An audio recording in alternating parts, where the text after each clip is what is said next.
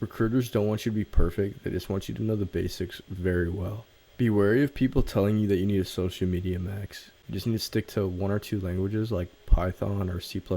And anybody telling you that you have to post 2 things a day on what you're learning on LeetCode or how you're doing a deep dive on your MongoDB project, you don't have to do that. Just protect your time. Do it because you want to reinforce the learning and remember the topics, because it can help to conceptualize the problems when you write about that. And there have been times when I was being interviewed and it did help jog my memory. But other than that, just making sure you're making real progress and moving forward with your languages that you're sticking with. There is a big procrastination trap where you wake up with these big aspirations and suddenly half the day went by and you've gotten absolutely nothing done, because if you decide to focus on everything, you get nothing. I know it's cliche to say, but just follow your curiosity and follow your passion, because it allows you to dig your own little unique niche for yourself and stand out from the crowd. In the beginning, it's super disorientating and you feel super overwhelmed, like imposter syndrome, because you just don't know where to start. Pick your first best idea. Following this idea will allow you to dig a well for yourself, where eventually you look up and you dug the entire thing. It allows you to solve deep problems and throw 1 or 2 solid projects on your. It can seriously be anything random, like a Google API parser or a social media parser that allows you to find tags off of a celebrity's Instagram.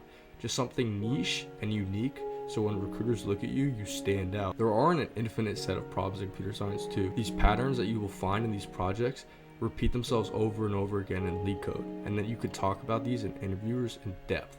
Just make sure you go as deep as you possibly can.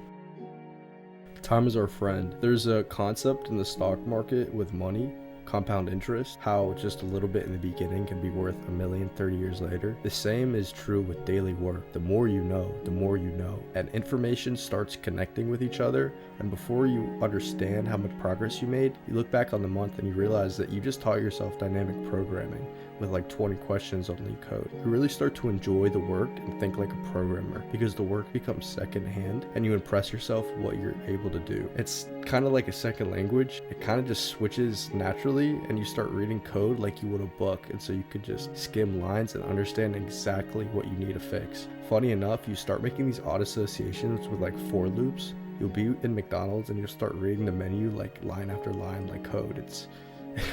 It's kind of weird. I don't know if you guys have ever experienced this. You begin to become a competitive programmer when you look back on the hour work block that you had and realized how much work that you've done. There are big advantages for some reason to working really early mornings and really late nights. Those are when you get into flow state. I hate to say it, I would have never even gotten here, and I almost quit computer science before I started. Like they say you have to do like the LeetCode 150 and you have to have 5 projects under your belt, and it's just super intimidating the level of work that you have to do. But if you can't drag yourself to do all that, just do 20 minutes. You don't have to do LeetCodes and you don't have to do these ginormous problems, but just put 5 to 15 minutes of your time into a project, and it could be anything, even dynamic programming. And it's like momentum when starting a car. The farther you push it down the highway, it just keeps going. It just keeps getting faster and faster. If I didn't just spend 5 minutes a day just dragging my ass to my desk, but enjoying it and looking back on the hour and actually feeling satisfied with what I did for myself, I probably would never be where I am. Following your genuine passion and curiosity and talent will reward you in the future. I sort of felt like in the beginning this career really wasn't for me. I'm not really much of a technical guy, but it just takes time and it's so worth it. And in retrospect, there has never been a time looking back on a project that I start, even if it wasn't completely worth it, there are things that were so worth learning and that I'm so grateful for, because it's made me into the programmer that I am today, and I would have never have gotten out of it what I put into it.